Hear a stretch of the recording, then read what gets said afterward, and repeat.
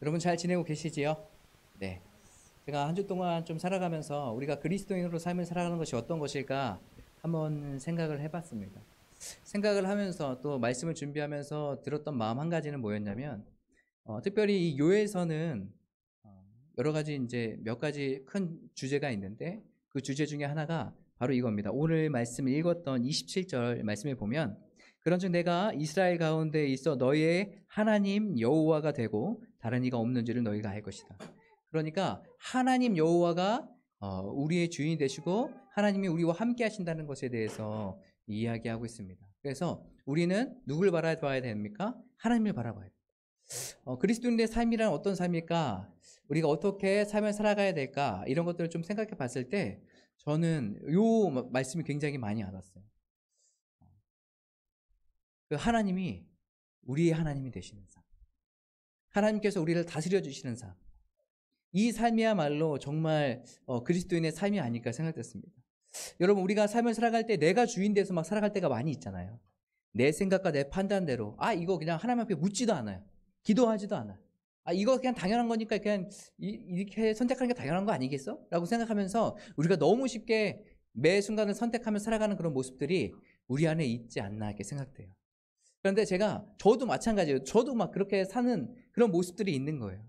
참된 그리스도인의 삶은 어떤 것일까? 이 말씀이 굉장히 많이 와닿았어요. 여러분, 하나님께서 우리와 함께 계시며 우리의 하나님이 되셔서 우리를 다스려 주실 믿습니다. 여러분, 그것을 기대하십니까? 우리가 그리스도인으로서 그것을 기대하며 살아가는 저와 여러분 되셨으면 좋겠습니다. 하나님이 다른 사람의 하나님, 성경에 나와 있는 하나님, 저 사람이 믿는 하나님에서 멈추는 게 아니라 바로 우리의 하나님, 나의 하나님임을 인정하고 그분이 나를 다스려 주시고 인도해 주실 것을 기대하고 살아가는 우리 모두가 되시길 주님의 이름으로 축복합니다. 오늘 우리가 요엘서를 읽었는데요. 이 요엘이라면 선지서거든요. 우리가 이제 소선지서로 하면은 이게 뭐 내용이 그렇게 뭐 비중이 크지 않다 그런 내용이 아니라 장수별로 이렇게 나눴어요. 장수가 좀 짧으면 소선지서라 그러는데 오늘 요엘의 말뜻은 어떤 뜻이냐면 여호와 야훼는 하나님이시다라는 뜻이에요. 우리 인생에 있어서 하나님은 나의 하나님이 되시고 요엘 우리의 하나님이 되신다는 것을 인정하는 것이죠. 이것이 참 중요한 것 같아요.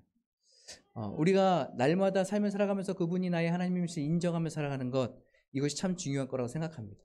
내가 주인 된 삶이 아니라 하나님이 주인 되시고 예수 그리스도가 주인 된 삶을 날마다 살아가는 거예요. 그래서 날마다 내 안에서 계속 그 유기서 목사님 그 나는 죽고 예수로 사는 사람, 날마다 주님 앞에서 죽어지고 그러므로 말미암아서 내 안에 예수 그리스도께서 가득 차서 내가 예수로 말미암아 살아가는 삶, 이런 삶을 살아가는 우리가 되어야 되지 않을까 생각됩니다. 오늘 말씀에 의하면 그 18절은 이렇게 나와 있어요. 그때에 라고 이야기하고 있습니다. 우리 요엘서를 보면 그 전에 어떻게 이야기가 되냐면 큰 메뚜기 떼가 와서 모든 것을 막 집어 삼키는 거예요. 이 얘기는 뭐냐면 이때 이제 유다 백성들 안에 이런 큰 어려움과 메뚜기 떼가 왔다라는 거죠. 메뚜기 재앙이 왔다는 거죠. 그런데 이 메뚜기가 그냥 일반적으로 메뚜기 실제적으로 메뚜기다 이런 표현보다는 다른 열강들로 말미암아서 침략을 당하는 어려움을 당하는 그 유다를 상징하고 있는 거죠. 그러니까 그 유다가 있는데 힘이 약하니까 다른 데서 막 침공에 들어오면 어떻게 해요? 속수무책으로 그냥 다 당하는 거예요. 그러니까 나를 누가 구해줄 수 없나? 나를 누가 같이 도와줄 수 없나? 하니까 계속 뭐 애굽을 바라봤다가 딴 데를 바라봤다가 하면서 다른 막 열강들을 막 의지하려고 하는 그런 모습들이 있거든요. 그럼에도 불구하고 이 열강들이 막 침공해서 어려움을 겪고 있는 그런 상황가 돼 있는 거예요. 그런데 이 요엘 선지자를 통해서 하나님께서는 무엇을 얘기하시냐면 오늘 말씀에 읽지는 않았지만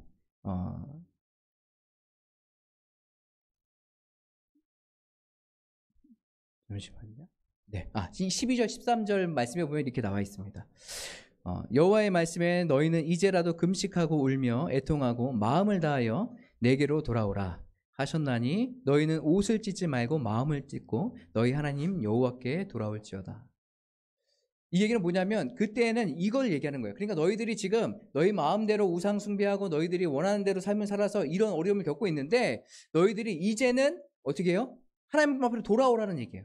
하나님께로 돌아와라. 너의 옷을 이때 당시에는 이스라엘 백성들이 막 회개하고 내 죄를 깨달았다 하면은 막 옷을 찢으면서 막 울부짖으면서 막 회개하고 그랬거든요. 옷을 찢는 것이 굉장히 뭐 상징적인 의미였어요. 그런데 오늘 말씀에 의하면 뭐라고 얘기하냐면 옷을 찢지 말라 그래요. 그러면서 무엇을 찢으라고 그래요? 마음을 찢으라고 얘기해요. 우리가 행동으로 봤을 때는 내가 옆에서 회개기도 하니까 이 정도면 됐지라고 생각하면서 우리가 그냥 멈출 수도 있는데 그게 아니라 우리가 그냥 행위로 말미암아서 그 행위만 중요하게 생각한 게 아니라 더 중요한 건 뭐냐면 하나님께서 보시는 건 우리의 마음이에요. 우리 마음이 하나님께 향하지 않고 정말로 온전히 회개하지 않고 돌이키지 않는다면 그것은 헛된 회개가 되겠죠. 하지만 우리의 마음이 하나님께 향해 있고 진실함으로 향해 있다면 그것을 하나님께서는 받으시는 거예요. 그래서 오늘 뭐라고 얘기하고 있습니까? 12절 13절에는 옷을 찢지 말고 마음을 찢으면 주님께 돌아오라는 것을 얘기하고 있어요. 그러면서 이 돌아올 때에 어떠한 일이 벌어지는지 28절부터는요 굉장히 이스라엘 백성 안에 회복이 있다는 것을 이야기해 주고 있어요. 그래서 회복이 어떻게 일어나냐. 그래서 1절에 그때에 너희들이 정말 주님 앞에 회개하며 나가고 마음을 찢으면서 주님 앞에 나갈 때 그때에 여호와께서 자기의 땅을 극진히 사랑하시오 라고 이야기하면서 그의 백성을 불쌍히 여겨주실 거라고 이야기하고 있습니다. 제가 오늘 이 말씀 그리고 18절 19절의 말씀에 보면 또 여호와께서 그들에게 응답하셔 이렇게 얘기하고 있어요. 그러니까 이스라엘 백성들이 회복하고 자신들이 주님께로 돌아가는 것 이것은 다 어디에서 기인되냐면 내 능력과 내 힘에서 기인되는 것이 아니에요. 모든 문제 해결은 누구한테 달려 있습니까? 하나님께 달려 있어요. 여호와께서 행하시는 거예요. 우리 지금 사회는 어떻게 생각하고 있나요? 문제 해결 능력을 우리가 잘 키워야 된다고 얘기해요. 그리고 어느 정도 위기 가운데 있을 때 문제 해결 능력을 맞게 어떤 발휘하는 사람이 있으면 저 사람 진짜 능력 있는 사람이다 라고 생각하고 해결책이 많은 사람, 해결사다 막 우리가 같이 이야기하잖아요. 세상적으로 사회적으로는 그런 사람들을 해결사라고 얘기하지만 우리 성경에서는 그렇게 이야기하고 있잖아요. 우리의 모든 문제를 해결하시는 분이 바로 누구세요? 하나님 여호와세요. 그래서 오늘 이스라엘 백성이 그 어려움 가운데 있을 때 이스라엘 백성들을 건지시는 분이 바로 이스라엘 백성의 어떤 뛰어난 지혜와 그들의 능력과 탁월한 계략과 노력 이런 것들이 아니에요. 하나님 여호와께서 그 자기 백성을 이끌어 주시는 거예요. 그분이 주체가 돼서. 더 놀랍고 더 우리에게 감사가 되는 사실은 뭐냐면 그분이 그 백성을 불쌍히 여겨주신다는 거예요.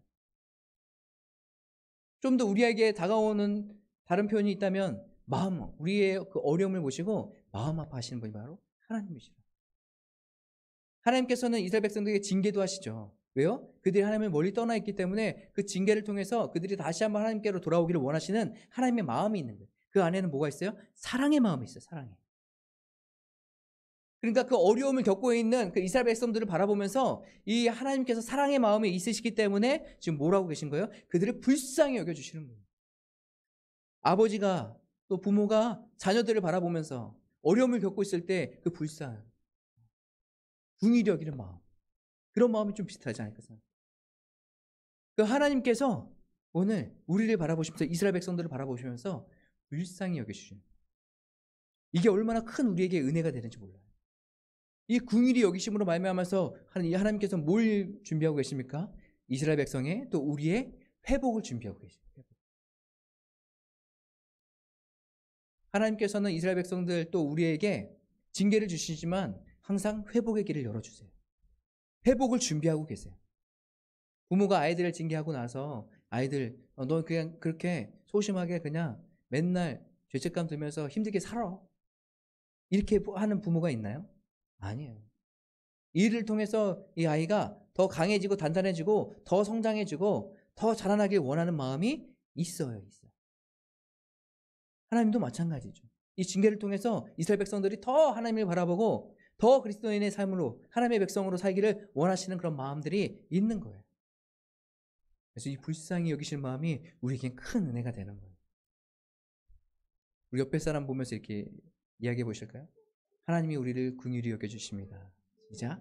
하나님이 우리를 긍휼히 여겨주십니다. 다시 한번 이야기할 때는 이것이 바로 주님의 은혜입니다. 이것이 바로 주님의 은혜입니다. 오늘 말씀의 19절에 보면 이렇게 나와 있습니다. 우리 19절 한번 다 같이 읽어볼게요. 19절 한번 읽겠습니다. 시작.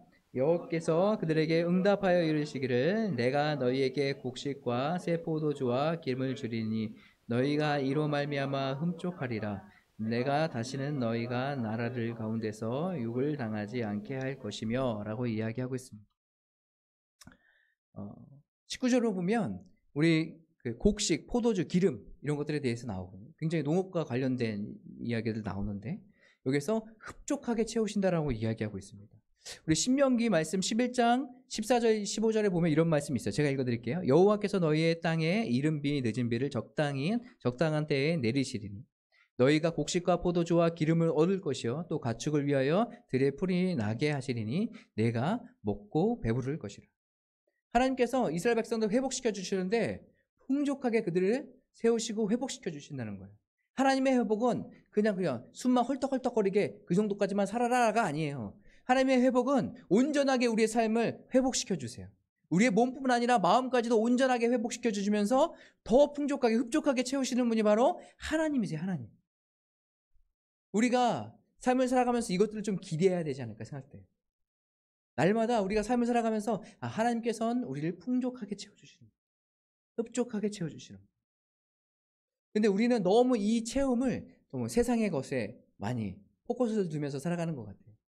돈을 많이 하나님께서 채워주시면 하나님께서 흡족하게 채워주시는 거구나. 좋은 직장을 나에게 주시면 일이 슬슬 잘 풀리면 하나님께서 나에게 흡족하게 채워주시는 거야. 저는 이런 것보다 우리의 마음의 체험을 더 얘기하고 싶어요. 물론 하나님의 복, 하나님의 축복 안에는 그런 것도 있겠지만 그런 것이 주가 되진 않아요. 더 축복인 것은 우리가 어떤 상황에 있다 할지라도 우리의 마음이 하나님께 향해 있고 우리의 마음이 풍요롭고 풍족하면 그 삶은 정말 축복된 삶이라고 생각해요. 하나님께 향해 있는 백성, 삶은 힘들고 어려워 보여요. 아유, 저렇게 가난하게 지지로 가난하게 사는데 얼마나 힘들겠어요. 주변 사람들은 그게 평가할지 모르겠어요. 그렇지만 그 마음 안에 정말로 풍요로움이 있고 적은 삶을 살아가지만 그 안에서도 다른 사람을 도와주려 하고 이웃을 사랑에 실천하려고 하는 그런 삶을 살아간다면 그것은 그 누구보다도 하나님 앞에서 풍족한 삶을 살아가는 것이 아닐까 생각해요. 저 이스라엘 백성들에게 회복을 주시는데 엄청나게 주님께서 풍족함으로 채워주시는 거예요. 흡족하게 채워주시는 거예요. 이런 축복과 체험이 저와 여러분 삶 안에 있기를 바랍니다. 여러분 그 농사를 져보셨습니까? 오늘 이렇게 나오면 뭐 여러 가지에 대해서 이야기하면서 흡족하게 채워주신다라고 얘기하는데 저희 이제 장인어른 장모님이 농사를 지으세요. 농사를 또 여기 농사 지으시죠. 어머니께서 농사 지으는 일 어떻게 보면 쉬운 것 같아요. 밭에 가서 씨 뿌리면 알아서 그냥 때 되면 잘 자라가지고 수확만 하면 되겠지 이렇게 생각하는데 그게 쉽지 않은 거예요. 그렇게 해서는 이 좋은 열매를 맺을 수도 없고 수확을 할 수도 없어요. 씨를 뿌리고 했다면 거기서 잘 가꾸고 잘 자랄 수 있도록 많이 손이 굉장히 많아요. 때 되면 물도 줘야 되고 또 쓰러지면 다시 뭐 목 같은 거 세워가지고 딱 세워서 세워줘야 되고 햇빛도 잘 받을 수 있도록 도와줘야 되고 굉장히 뭐 이렇게 여러 가지 일들을 많이 해야 되더라고요. 저희 집에도 예전에 그 방울토마토를 키웠거든요. 그래서 베란다에다가 딱 흙 해가지고 방울토마토 이제 쭉 심어가지고 그거를 이제 어떻게 얼마나 잘할까 해가지고 아내가 이제 했었는데 아이들이 자라는데 이 방울토마토가 어떻게 힘이 메가리가 없어요. 이러고 있어요. 이러고 있으면서 이파리부터 막 메가리 없이 막 흔들흔들 거리더라고요. 그런데 그게 한 10개가 있으면 한 2개, 3개 정도는 잘 자라고 나머지는 다 시들시들한 거예요. 다 죽는 거예요. 그리고 방울토마토가 자라는데 이건 되게 조그맣게 자라고 힘이 없어요. 그걸 좀 바라보면서 이거 그냥 심으면 바로 이렇게 튼튼하게 잘 자라는 거 아니었어? 라고 생각했는데 그건 또 아니더라고요. 그거 보면서 이게 쉬운 일이 아니구나 라는 걸 생각했어요. 우리는 굉장히 당연하다고 생각하거든요. 씨 뿌리면 열매 맺는 것 당연한 건 아니겠습니까? 라고 생각하지만 여러분, 당연한 것이 아니라 그것은 다 수고가 있다라는 거지. 그래야 좋은 열매를 맺을 수 있다는 거예요. 우리는 너무나도 그냥 쉽게 감사를 잃고 살아가는 것 같아요. 당연하다고 생각하면 감사가 없어지는 것 같아요. 저희 집에도 각자의 역할들이 조금 있어요. 조금씩 있는데 다 제가 또 아내를 충분히 많이 도와주고 있지만 그래도 조금씩은 모자란 게 아주 조금씩은 있지 않겠습니까? 예? 많이 모자라다고요? 아주 조금씩은 있어요. 티끌같이. 그런데 제가 이제 들어오고 뭐 하면 아내가 빨래를 주로 하거든요. 빨래를 주로 하는데 제가 이제 말씀 준비하고 하면서 내 삶에 당연하다고 생각하면서 감사를 잃어버렸던 것들이 뭐가 있을까? 그거는 인간과 사람들과의 관계 안에서 많이 나타나는 것 같다는 생각이 들었어요. 그 중에 하나가 제 경험에 비춰봤을 때 당연히 아내가 빨래 건조하는 건 아내가 당연히 하는 거예요. 그렇게 생각합니다. 그러면서 그 안에 아내가 수고를 해서 그렇게 해주는 것에 대한 감사가 없어. 그냥 당연히 하는 거지 하고 그냥 생각해버리는 그런 모습이 있다는 거예요. 씨를 뿌리고 밭에 물을 주고 하면 잘 자라고 그거 따먹는 거 그거 당연한 거 아니야? 때 되면 그렇게 되는 거 아니야? 라고 생각할지 모르겠지만 그게 아니라는 거예요. 우리 인생에 당연한 것보다 당연한 것이 아닌 것 같고 다 감사할 제목들이 넘쳐난다는 거지. 여러분 삶을 살아가면서 인간관계 하면서 가정 안에서도 또 직장 안에서도 학교 안에서도 여러분들이 당연하다고 생각하는 것 있다면 좀 한번 되돌아봤으면 좋겠어요. 이게 정말로 당연한 것인지 아니면 내가 감사해야 될 것인지. 당연한 것이 빠지면 감사가 막 일어나기 시작해요. 아, 정말 나를 위해서 저렇게 수고해주고 있었구나 하면서 감사한 마음이 막 들게 돼요. 하나님도 우리의 인생 가운데 마찬가지예요. 우리의 인생을 하나님께서 돌보시고 이끌어 주시잖아요. 근데 우리는 당연하다고 생각. 아침에 일어나서 딱 눈 뜨고 아침 되는 거 당연한 거 아니야? 밖에 딱 보면 해 있는 거 당연한 거 아니야? 우리는 당연하다고 생각해요. 그렇지만 이 모든 상황 가운데 모든 만물을 주관하시고 창조하셔서 이끄시고 계신 분이 바로 하나님이시죠. 지금 뭐예요? 하나님께서 일하고 계신 거예요. 그러면 우리는 그것을 보면서 당연히 있는 거네 하고 그냥 지나가는 게 아니라 아침을 주셔서 감사합니다라는 고백이 있어요. 아침에 따뜻한 햇살을 주셔서 감사합니다라는 고백이 우리 안에 있어야 돼요. 하나님께서 매일매일의 매 순간마다 오늘도 특별한 하루가 아니어도 매 순간 우리가 살아가면서 우리가 그 안에서 감사를 느낄 수 있고 사랑을 느낄 수 있는 건 뭐예요? 하나님이 일하시고 인도하신다는 걸 우리가 알고 있기 때문에 그것을 당연한 것으로 여기지 않고 그냥 감사함으로 살아가는 거예요. 아, 하나님이 오늘도 우리와 함께 계시기 때문에 이 일들이 벌어지는구나.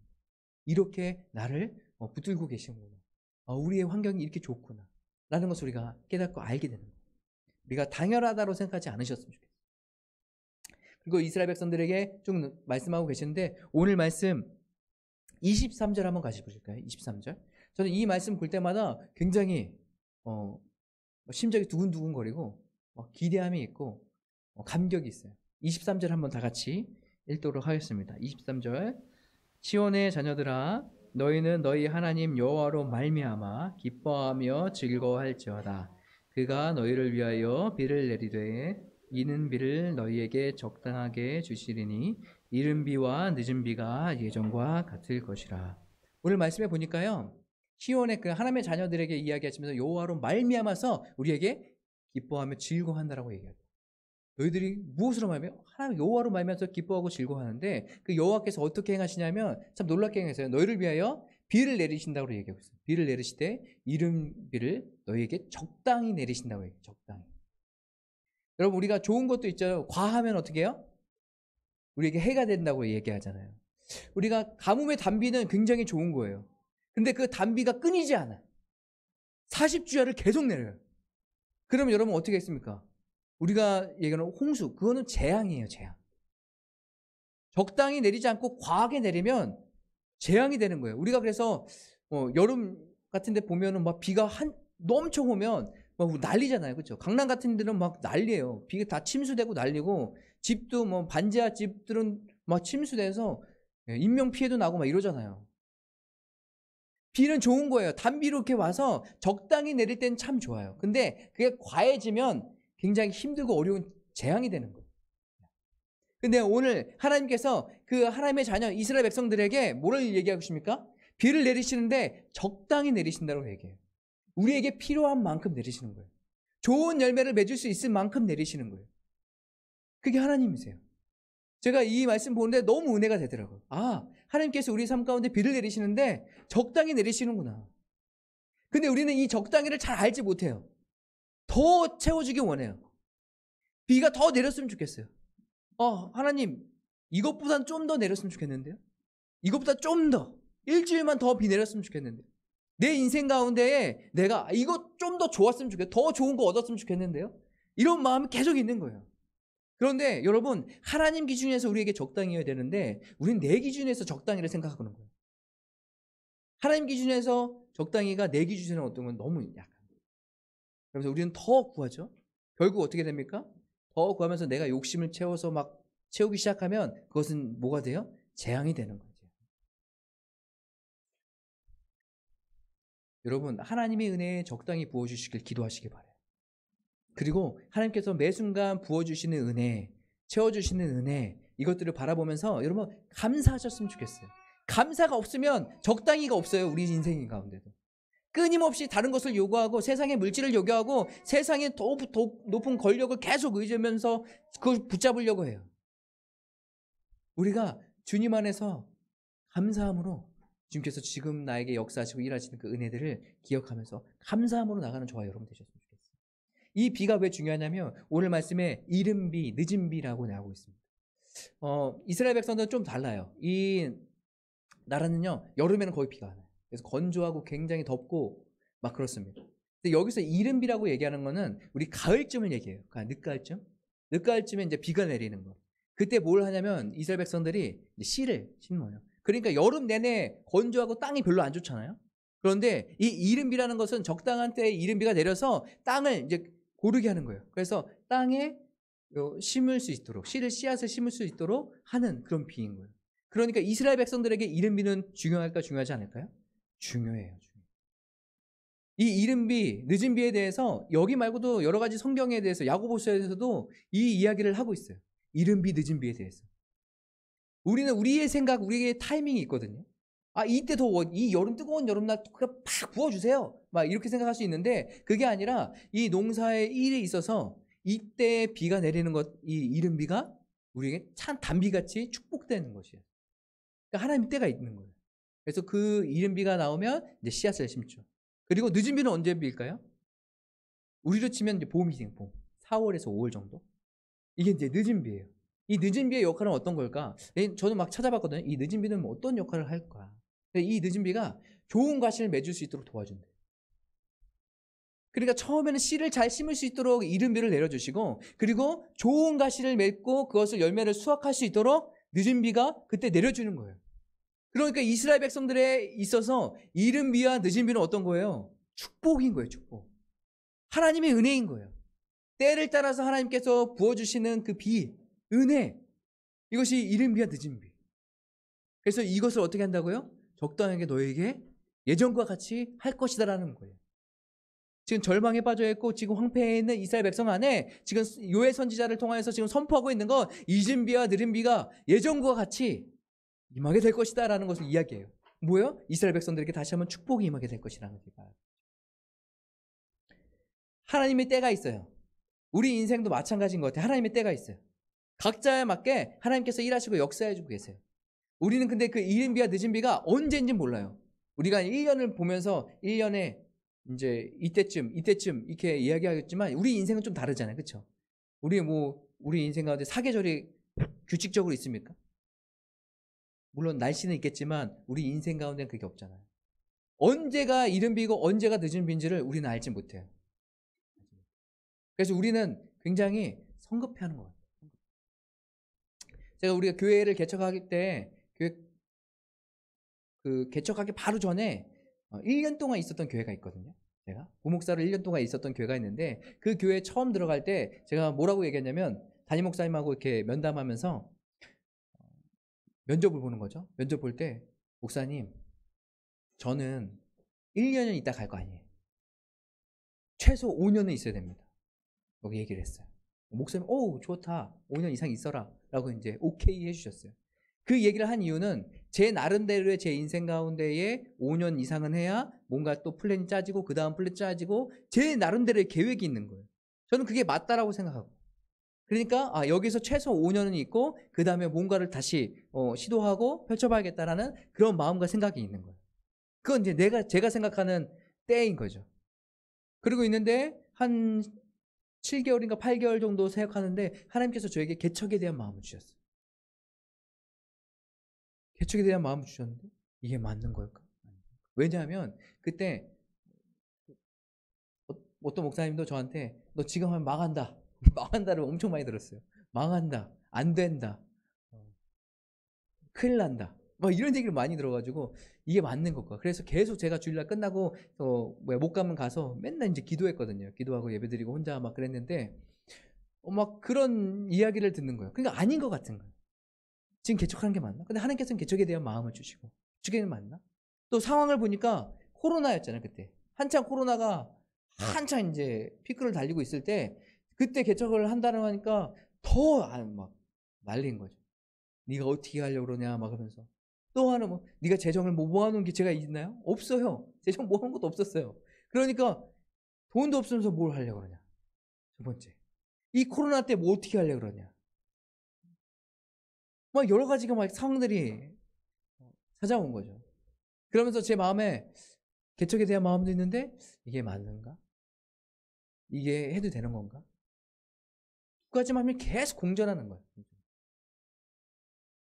내가 생각한 때는 5년 뒤인데 라고 계속 제 마음 안에 막 갈등과 염려와 걱정과 근심과 생각이 막 가득해요. 가득한데 그리고 나서 그런 시기를 보내고 개척하기로 마음 먹고 우린 개척하겠습니다 하고 이제 개척 준비를 할 때 깨달았어요.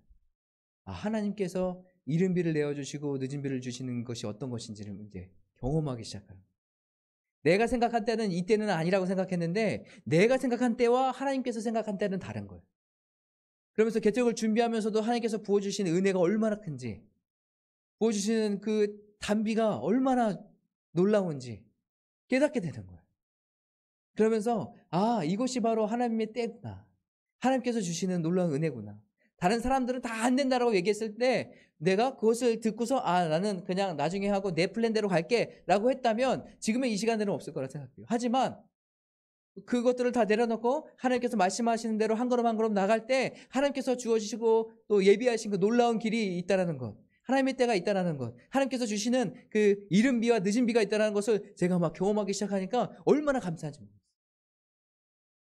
제가 여러분과 같이 예배드리면서 개척하고 지금까지 당연한 것 하나도 없고 모든 것이 다 감사한 거예요.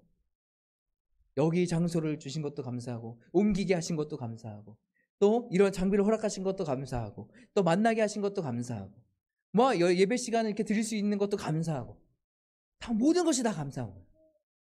당연한 것이 없고 하나님께서 다 주시는 은혜구나 이런 단비구나를 깨닫게 되는 거예요. 사랑하는 성도 여러분, 당연한 건 없어요. 하나님께서 우리에게 회복시켜 주시고 늦은 비와 느린 비를 지금도 내려주고 있어요. 너무 조급해하지 마시고 하나님께서 주신 마음으로 한 걸음 한 걸음 묵묵하게 나가시면 하나님께서 주시는 그 늦은 비와 이른 비가 무엇인지 또 알게 되고 경험하게 되고 깨닫게 될 거예요. 그리고 주님께서 주시는 은혜가 바로 이거구나 라는 것을 알게 돼요. 우리가 하루를 매일매일 똑같은 하루를 살아가는 것 같지만 그 안에서도 하나님께서 주시는 이른 비와 늦은 비가 있어요. 그 은혜를 여러분 붙잡고 기대하고 소망함으로 그 주님을 의지하며 나가는 저와 여러분의 삶이 되시길 간절히 소망합니다.